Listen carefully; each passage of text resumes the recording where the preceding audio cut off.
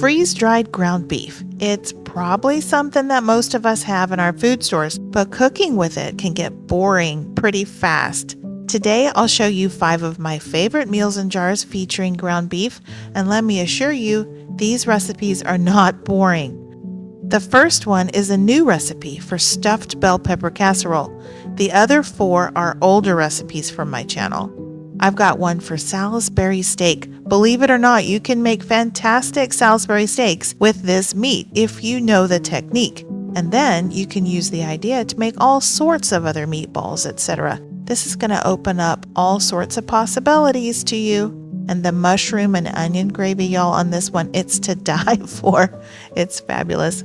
I'll show you how I make tacos for 2 using freeze-dried ground beef. Now, of course, you could use more ingredients to feed more people, but it's nice to keep some things on your shelf that are just for 1 or 2.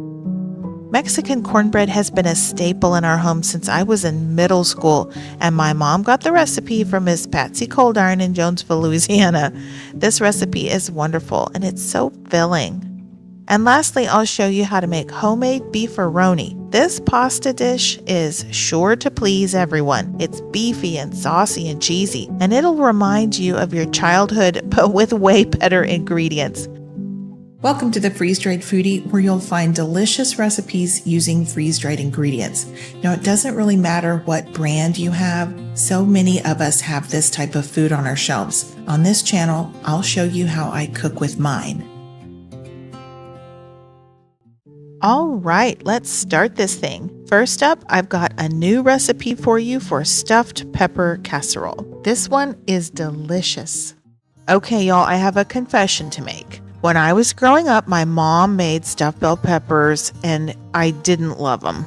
I loved the filling. I like the meat and the rice and the tomato sauce and all that, but I didn't love the peppers themselves.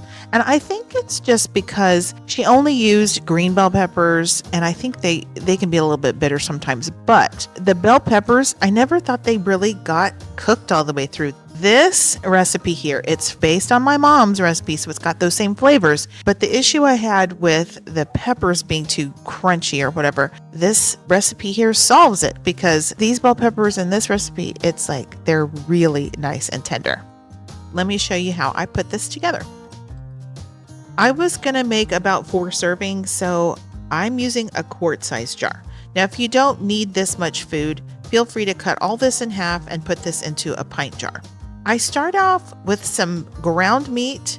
I like to pulse it in the blender because I like the texture better, but you don't have to. Next is going to go some tomato sauce. Now, if you don't have the tomato sauce from Thrivalist, you won't be able to buy it now because they've gone out of business, but I do have a copycat recipe on my channel. And then you'll need to add some uncooked rice. I used basmati, but you could use long grain or whatever kind you like. I'm using both kinds of bell peppers. I like the red bell peppers for their sweetness and the green bell peppers actually because I like the flavor now of green bell peppers. So both of those are going to go in here. It's going to give you that same flavor as what you're used to in a stuffed bell pepper. Every once in a while, be sure to give your jar a tap, tap, tap to settle those ingredients. All right, next is going to go some cheddar cheese. Now, I do suggest that you pulse that in the blender, that freeze-dried cheddar, because it needs to settle down into the gaps and spaces, and this will fit in your jar better. Next up is some chopped onions and some chopped garlic. Those are both freeze-dried, of course. Now, let's start adding that fantastic flavor that comes from my mom's recipe box. Beef bouillon, Worcestershire sauce powder, and a little bit of brown sugar. That sweetness is very good. It helps to balance out all the savory. All right, now you just need like half a teaspoon of each of these things: kosher salt, black pepper, onion powder, and garlic paprika. And then just a pinch of cayenne. It's not going to make the dish too spicy, but it is going to add good depth of flavor. If you're going to store this for like longer than a few months, go ahead and add an oxygen absorber, and then you can add your lid and your ring.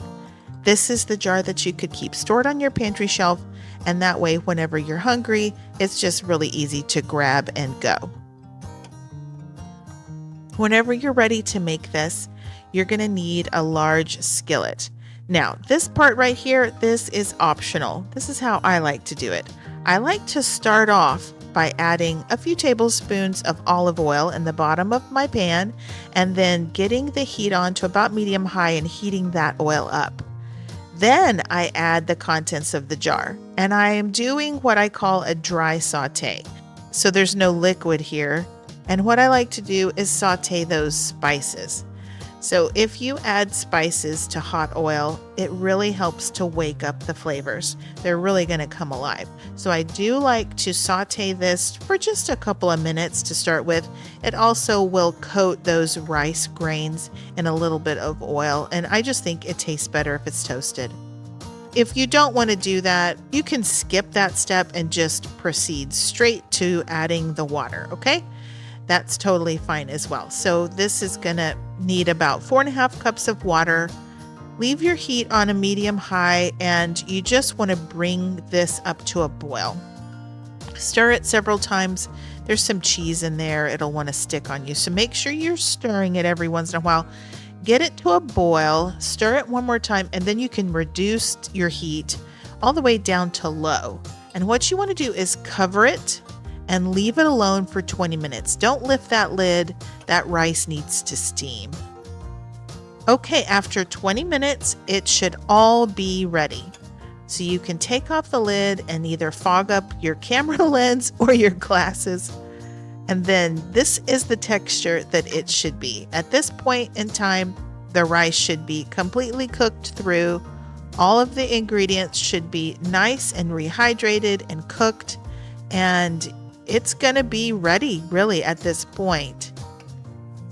Give it a really good stir. Make sure anything that's stuck on the bottom comes up into the dish. You can give it a taste, adjust your seasonings. I thought mine was great. I didn't add anything. Now this part is optional, but I do like to do it. My mom always topped her stuffed bell peppers with cheese and then melted it under the broiler. I think it makes it great. So I do like to add a little bit of extra cheese and then let that melt. You could stick it under the broiler if your skillet is oven safe, but I just turned off the burner and put the lid on and let it melt for like 3 or 4 minutes. And then it's ready to serve up. So here is our quote unquote stuffed bell pepper casserole. Y'all, it's just really, really tasty. It really does taste just like a stuffed bell pepper, except in casserole form. I like to serve this with something a little bit crunchy. And like I mentioned before, it's because there's no crunch left in the bell peppers themselves. It's all going to be, well, I don't want to call it mushy, but it's all kind of soft. But that's just the way it's going to be because you're using freeze-dried ingredients. So I do like to serve it with a little bit of something crunchy on the side, like carrots and ranch, or like I have cucumbers here and a little salad, something to give it a little bit of a textural difference. I like that. But let me talk about the flavor for just a second. This I would call a family-friendly crowd pleaser. And it's like all of the flavors that you love from a traditional stuffed bell pepper in an easy form in just one pot. It's like no stress. This is definitely a weeknight dinner. It's very simplified, a lazy day favorite that's still homemade. So it's nice and savory, and at the same time, there's a bit of sweetness. I love the cheese in here and on here, actually. It's so, so tasty. It's comforting. It's got a rich texture, and it's just a really nice savory option for your dinner. Next up is the Salisbury steaks, and it's got a really rich gravy to go along with it. For me, this is really nostalgic because I grew up in a family where my mom cooked like all of our meals. We had homemade all the time. She was a wonderful cook, but every once in a while, she would let us eat a TV dinner. And I can just remember sitting in the living room with my 2 older brothers, TV trays out, and us enjoying a TV dinner of Salisbury steak. And whenever I eat Salisbury steak, I think of those times. So it's just, it's pretty special to me. Of course, we thought those TV dinners were like the best things ever. And now I don't think I would have that same opinion if I tried them again. But I have made Salisbury steak homemade, and I think it is delicious. It's kind of like a hamburger steak and a really nice, rich gravy. You can do a mushroom gravy or an onion gravy. I'm going to do a mushroom onion gravy. Or you could just leave those out and have a plain gravy. But anyway, let me show you how I make the steaks. First, I'm starting with a quart-sized jar. And into that, you're going to do 2 cups of our ground beef. Now, you do need to crush these in a baggie. You can put them in the blender. Just be careful as you pulse them because you want some chunks of beef and not so much powdered. Now, we're going to use some eggs as a binder and just a few of the chopped onions or the green onions, or like I did both, some of both in mine. Okay. Now, the seasonings here are really going to make this into a Salisbury steak versus just a hamburger steak. So there's tomato powder, vinegar powder, some sugar is going to come in just a minute.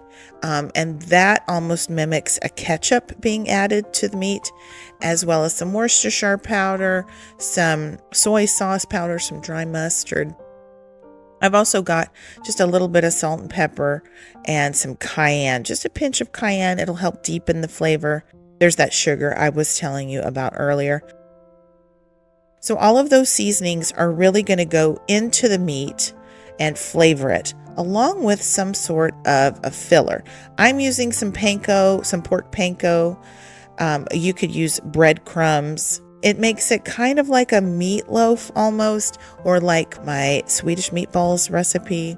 And then a little baggie of some flour, and we're going to use that to, after we shape the Salisbury patties, we're going to coat them in the flour, and then we will pan fry them to get a little bit of a crust on the outside of the steak. It's really yummy. All right, moving on to the gravy. You'll need a pint-sized jar for the gravy. And like I said, I'm going to do a mushroom gravy. I know that not everybody loves mushrooms, so you don't have to do mushrooms and onions if you don't want to. But I'm going to do that. You need about 1.5 cups of that. And for some reason, it was like the bottom of the can. I have a ton of mushroom powder. It was just filling up my air there. But it does smell very good, so that's nice. I'm adding to that a tablespoon of some chopped onions. You could do sliced onions if you prefer. A couple tablespoons of those. All right, so keep that separate, the mushrooms and the onions, and we're going to saute those first before we add the powders. So I am going to suggest you get a sandwich baggie and put that into the top of the jar. And this is just kind of how I like to fill the baggie, but you can fill the baggie however you like. But here are the ingredients you would need for the gravy. So even if you don't do the mushrooms and the onions, you can do this part for the gravy. It's 1/3 cup of our Espagnole sauce. The Thrive Espagnole is amazing, but if you don't have it, I'll link my copycat recipe in the show notes below. And then these same flavors are going to be echoed in the gravy. So tomato powder, vinegar powder, sugar, Worcestershire powder, and then some salt and pepper.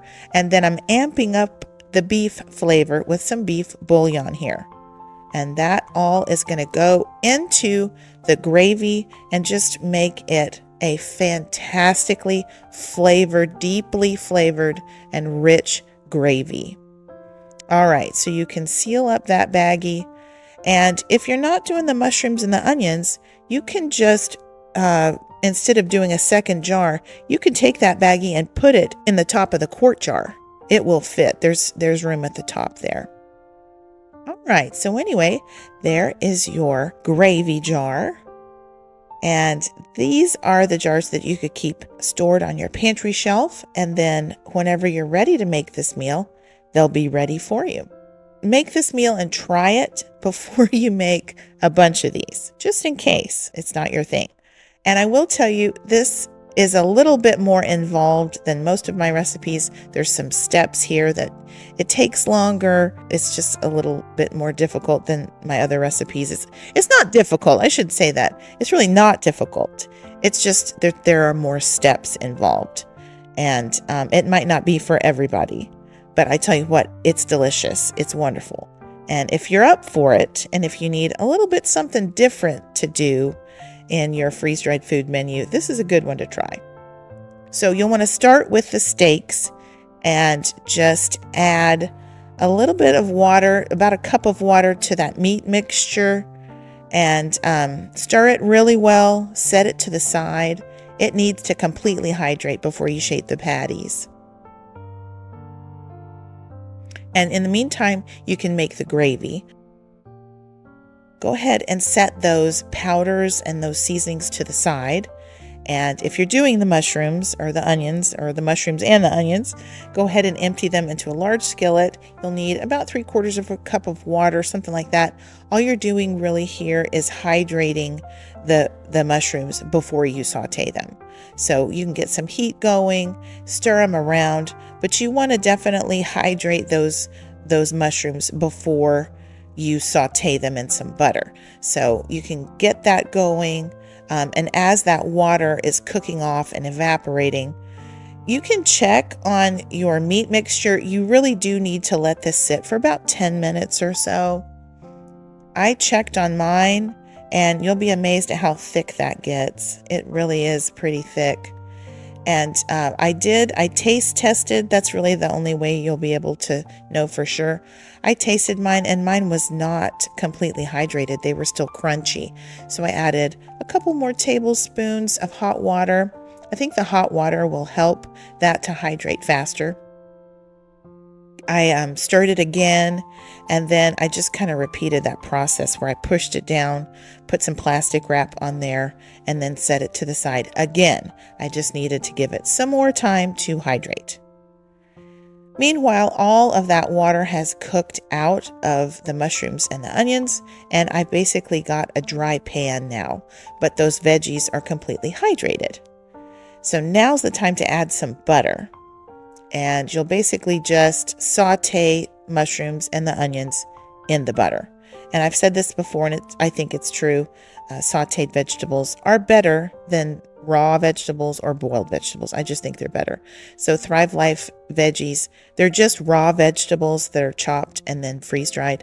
So some of my recipes, I just put them straight in the soup or whatever. But every once in a while, I like to take the extra step and actually saute them in some butter. You'll get great flavor from your vegetables if you do that. All right, when you get some color on your mushrooms, now's the time to add that little baggie of powders and Espanol sauce and seasonings. And you might think that 3 tablespoons of butter is too much with those mushrooms, and it probably really is. I needed some extra because I want to saute the tomato powder and the Espanol sauce a little bit in the butter. When you saute seasonings and tomato powder in butter, you're going to just get a better flavor in the end from your ingredients. So I do like to saute them for just a minute or so, not very long, and then I'll add the water. If you're not doing the mushrooms or the onions, you could just saute those powders in a couple of tablespoons of butter just for a minute, and then add the 2 cups of water. And you'll want to whisk this for just a bit, and you're just making sure really that there's no lumps. You don't want any lumps in your gravy. And you can bring this back up to a simmer, and you'll need to cook it for like 5 minutes or so. It doesn't take that long. You'll just want to cook it until it's thickened, and as it gets thicker, it will also get darker. But just look at that sauce, y'all. It's this glossy, luxurious sauce, and it's probably the best part of the meal, honestly. It's so good. I think you could put that sauce on just about any meat and you would love it. Taste test it, see if it needs any adjusting with seasonings. Mine was great. I didn't add anything. So you can set that to the side. I put the gravy in like a little Pyrex container because I wanted to reuse that same skillet to pan fry my steaks. So now's the time to shape the patties.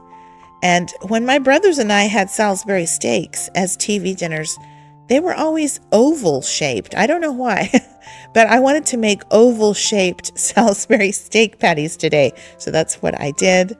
And if your steaks are a little bit crumbly and they won't hold together, just add a little bit more water to them and they should hold together.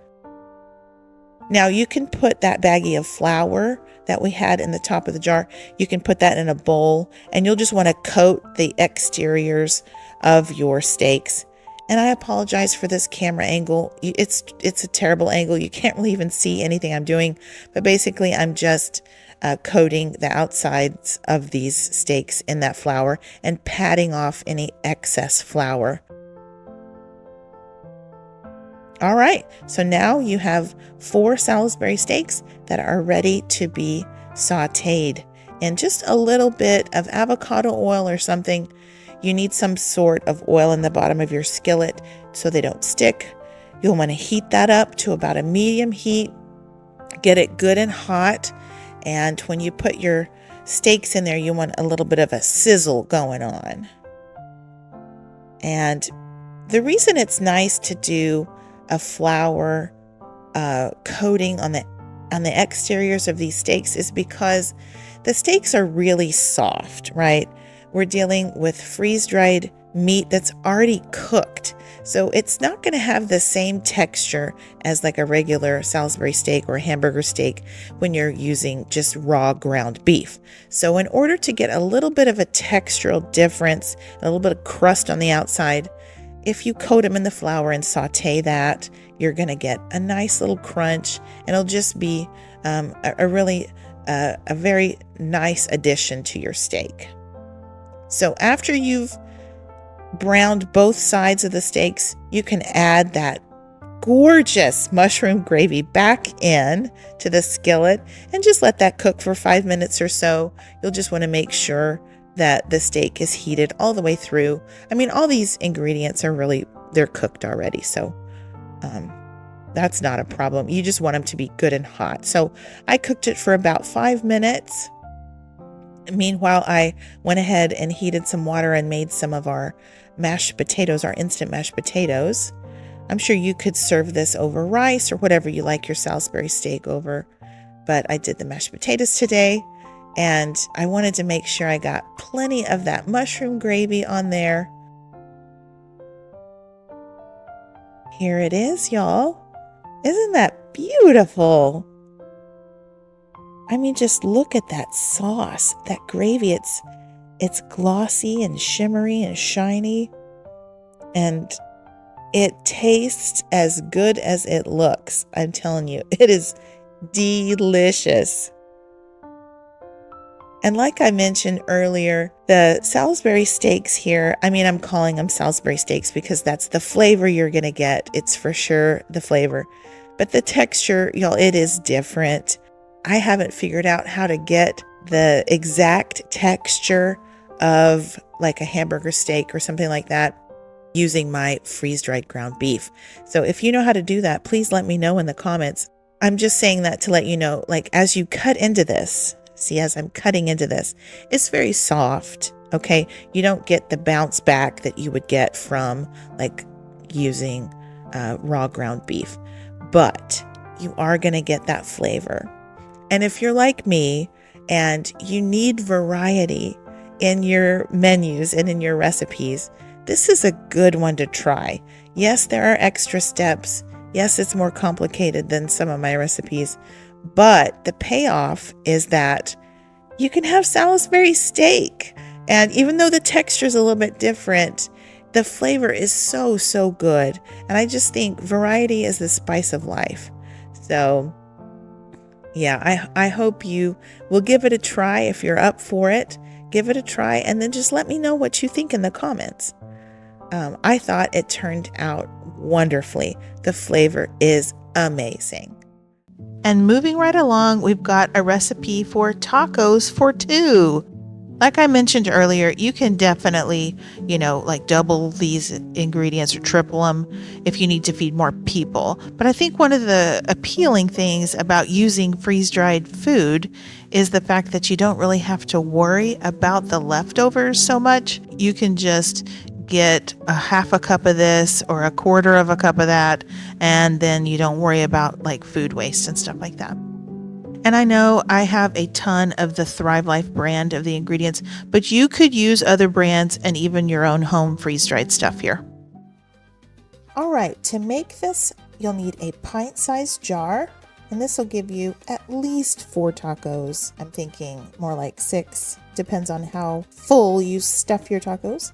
But you'll start with a cup of our ground beef that's been pulsed in the blender. Sometimes that step's optional, but it's not here. You really have to blend it. You're going to add some yummy things, including onions, potato dices, green chili peppers, and tomatoes.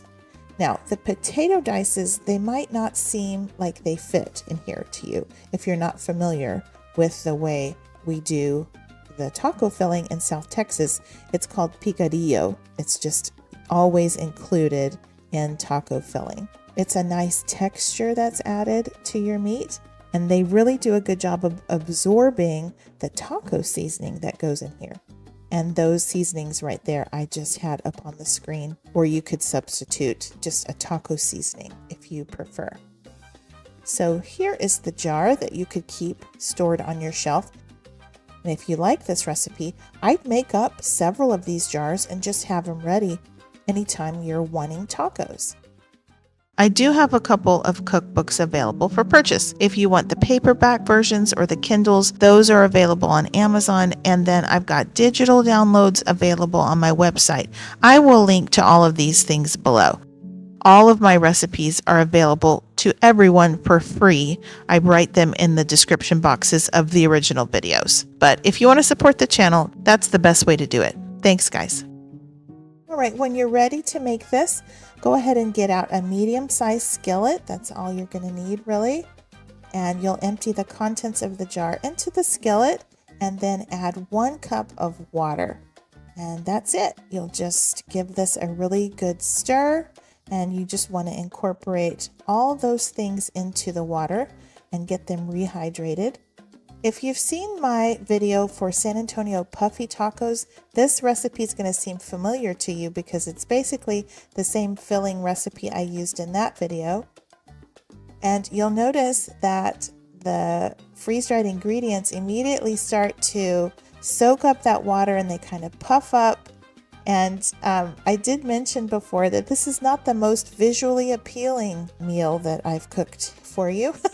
But that's just the nature of freeze-dried food because it's got to rehydrate. That's just the nature of it. After you have a completely dry skillet and you've cooked off all that water, you'll want to add at least a tablespoon or so of avocado oil, some neutral oil, and you want to saute those ingredients. You're sauteing the onions, the potatoes, the chilies, the tomatoes, and the seasonings. Those are going to really wake up and give you great flavor if you saute them. And then you can taste and adjust. I added a pinch of salt to mine. And then you can just stuff that taco filling into whatever you like. You can use taco shells. You could use tortilla chips and make nachos or ponchos. You could also use flour tortillas for soft tacos. I have up on my channel already a recipe for beef and bean burritos, and I showed you in there how to make homemade flour tortillas. So you could definitely make some homemade flour tortillas from a mix in a jar, if that's what you would like to do. Or you could just store some taco shells and have them ready. I had my taco balanced just perfectly, and then it fell over and spilled its contents. But I wanted to take a picture of it because you could actually see the taco filling really well. And I thought I'd show you a close-up of what the taco meat looks like. It's just like regular taco meat. It's fantastic and it's so tasty. It really is just really delicious. I really like ponchos. That's what they call those individual nachos here in South Texas, and I really think that this taco meat or taco filling is perfect on those chips for ponchos. I am excited to share with y'all this next recipe for Mexican cornbread as a meal in a jar. So this is one of the ones that came from my years in Louisiana. I've loved this since I was in middle school. I used to make this for my college roommates. Everybody loves it. Okay, now it's one of my oldest recipes on my channel. And when I went back to look at this video, I thought, What on earth am I doing? I don't even know. Y'all, I have no idea what I was thinking at the time. I'm putting all of these ingredients into a can, and then I'm going to shake up the can to stir it, and then I'll pour it into a jar. I don't know why I didn't just put this in a bowl and stir it and put it in the jar, or even better, just layer it straight into the jar. I'm not really sure. I can't explain. I'm sorry, guys. Anyway, what I am doing is I'm mixing up a cornbread mix, basically. This one is regular all-purpose flour. I already had a gluten-free mix on my channel at the time, and so I guess I was just showing y'all how to make the cornbread with all-purpose flour. Anyway, so I put it into a pint and a half jar, and if you don't have one of those, just use a quart jar. All right, you are going to need 2 jars for this. One, of course, the cornbread mix. The second one is going to hold the meat, the vegetables, corn, and the cheese, that kind of thing. So it's really important, actually, for you to go ahead and blend the ground beef for this recipe, just because you need a lot more surface area. That ground beef doesn't have enough time to refresh if it stays in its original state in those little nuggets, those pellets. So go ahead and blend it, and it will refresh a lot faster. And you really do need that in this recipe. All right, and then of course, a good amount of green chilies, some red and green bell peppers. You could use all of one or the other. I like green onions and white onions, but you could use all of one or the other. You don't have to use both. And definitely you can use any brand of freeze-dried vegetables or meat or cheese or whatever, just so it's a good quality. It should work in this recipe. And then, okay, we're going to add some garlic here. That's going to just give some great flavor. And then a good amount of sweet corn, freeze-dried sweet corn. But you do need to crush that up in a baggie a little bit. So again, you need it in smaller pieces. It needs to refresh faster. And go ahead and put your cheese into the blender too and pulse it in the blender, because just like the ground beef, it will refresh a lot faster. It's going to rehydrate faster. It'll behave better in your cornbread if you pulse that in the blender first.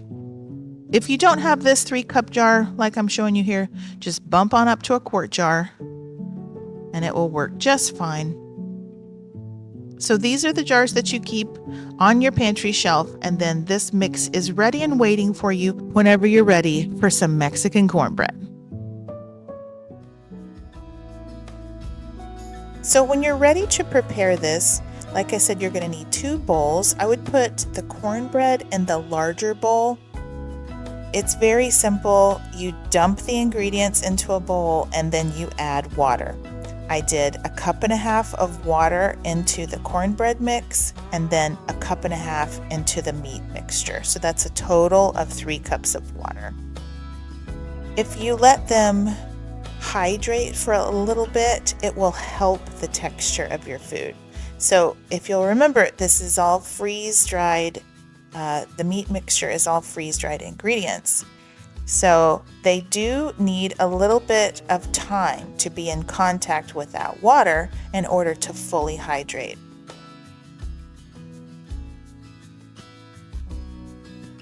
So I'm putting 1.5 cups of water in the meat and vegetable mixture.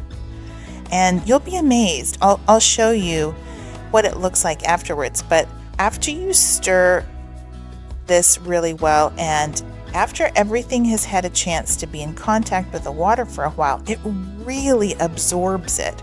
And there's just not going to be any liquid left in the bottom of that bowl. You'll see. So while those are hydrating, you're going to take a 10-inch iron skillet and add 4 or 5 tablespoons of lard to it. Now you can use shortening, but I prefer lard. My mama cooked with lard. And you're going to put that into your oven and then turn your oven onto 400. Now see, all of the water has been absorbed into the food. There's no water left at the bottom of that bowl. So that's what I wanted to show you. It really does help to let it sit for a bit. And then you'll just combine the meat and veg mixture in with the cornbread mixture. Give it a good stir, and then it will be ready to add to your skillet.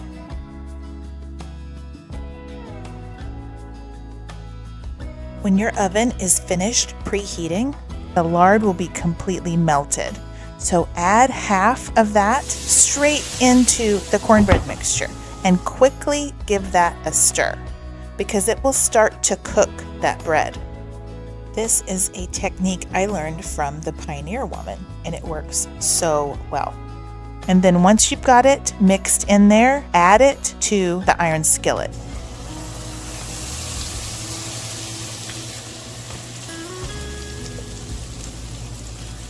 I think that sizzle is so satisfying. It begins to cook immediately.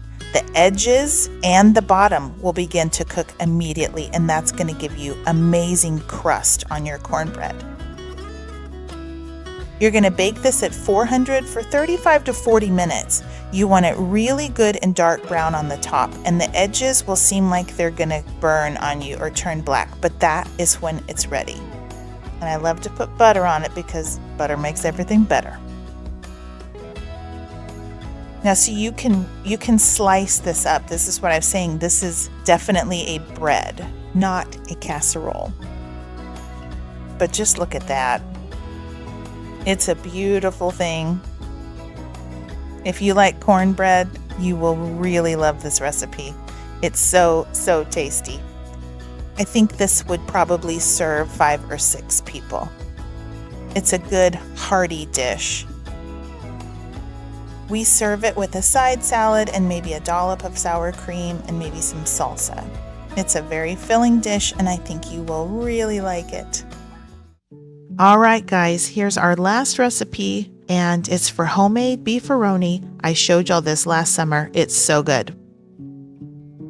This homemade version of beeferoni is really hearty and comforting. It's got a great blend of flavors with ground beef and seasoned sausage crumbles, some really nice tender pasta. You can use whatever shape you want. I'm using the Thrivalist seasoned tomato sauce, which is wonderful in here, as well as some Parmesan cheese. Now these vegetables, they're optional, but I do highly recommend them. I blend them into a powder and add it just for additional flavor. It's so good in here. Now I got this little package of pasta in the Hispanic section of my grocery store, and it was exactly 7 ounces, which is what I was looking for. But I realized I only had one of those packages, and I'm making 2 of these recipes, one to keep on my pantry shelf, and then one I'm just putting straight into my pot because I'm going to make it for you. So the other one's going to have shells instead of elbows. The Thrivalist tomato sauce is super great. I love it, and I hate it that they've gone out of business. You can't even get this anymore.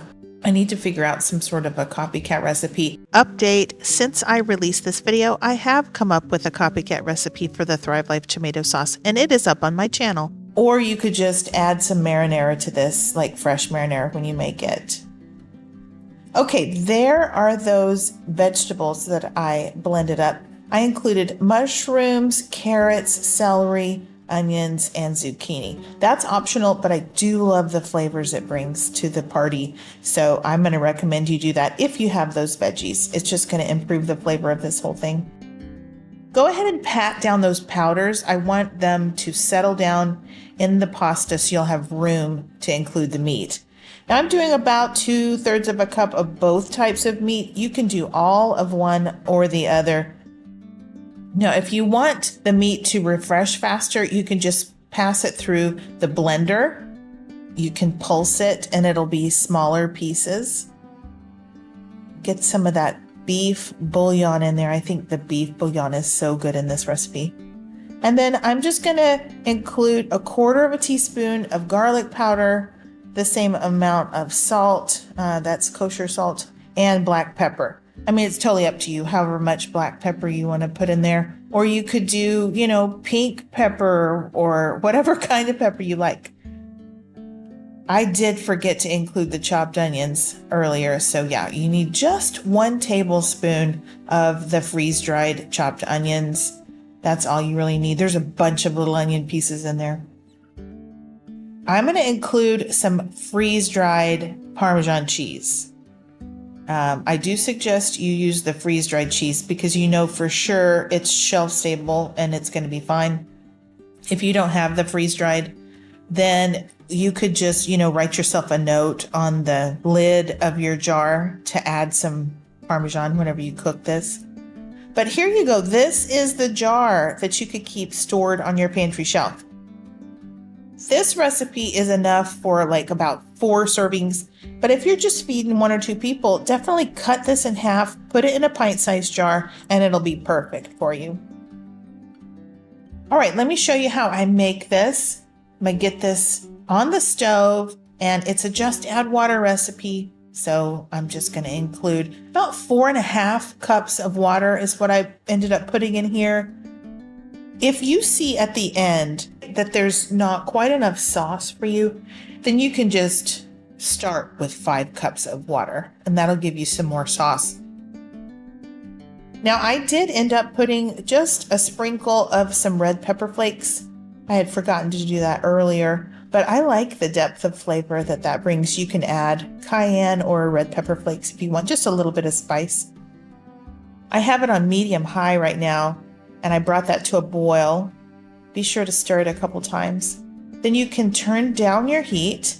You'll want to simmer this, and then go ahead and cover it. And that'll just make sure that you don't have too much evaporation before your ingredients get cooked. So I let that go for about 4 minutes, maybe 5 minutes. I left it alone, had the cover on there, had the lid on it, and just let that cook. And then when you take the lid off, you are going to need to stir from the bottom. You'll have some sticking, especially if you put the Parmesan in there, and then that pasta will tend to stick a little bit as well. But just stir it from the bottom, put the lid back on, let it go another 4 minutes or so, maybe 5 minutes, and stir it again. And at this point in time, it's going to be close to done. You might have to let that simmer for just another, 3 or 4 minutes with the lid off, but you should be really close to done at this point. What you really have to make sure is completely refreshed is the meat. If you didn't pulse the meat in the blender, if you just left it in those little nuggets, then it might need a little bit more time. So you might let it go just 2 or 3 more minutes. And then whenever everything's refreshed and your pasta and meat are tender, then it's ready to serve.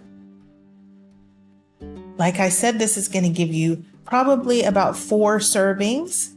And I like to serve this just with a simple salad and maybe some garlic bread. I had some fresh basil in my little container outside. I put some fresh basil on there. It's always so good. You could do fresh scallions, a little sprinkle of some Parmesan cheese, and then it's ready to serve. And this is super delicious. I love the freshness that comes from making this homemade. Okay, yeah, I grew up with the canned stuff. We had that every once in a while. And I think, it's nostalgic, right? But that sauce is more like a tomato soup flavor to their sauce. This is much, much better. This is a meat sauce, and it has wonderful flavors. Like I said, it's satisfying, it's warm, it's familiar, it's cozy. The flavor from the freeze-dried meats is fantastic. The noodles you can keep more al dente. They're not going to be so mushy as like the stuff you get in the can. But overall, it's just such a yummy dinner. It's really fun. Like I said, everybody loves it. Like little kids love it. Old people love it. It's just a yummy meal. It's altogether delicious. Well, all right, y'all. That's all I have for you for today. I hope you enjoyed this video. I really do appreciate you spending some of your time with me today. As you can imagine, I have lots of other videos that feature ground beef, and I just can't, I just can't fit them all in this one compilation video. So I'm putting some pictures up here on the screen of some of my other recipes. And if you are interested in seeing those videos and getting those recipes, you can just be sure to visit my channel. If you hit the videos tab at the top of my channel, you can search through my videos and find them. All right, it's time for our scripture verse of the day. I like to read a Bible verse at the end of all my videos. So today's verse comes from Ephesians chapter 5. I'm going to read verses 1 and 2 for you. And it reads, "Therefore be imitators of God as beloved children, and walk in love as Christ loved us and gave himself up for us, a fragrant offering and sacrifice to God." Amen. Well, all right, y'all. I hope you have a wonderful day, a blessed week. And until next time, y'all take care and keep thriving.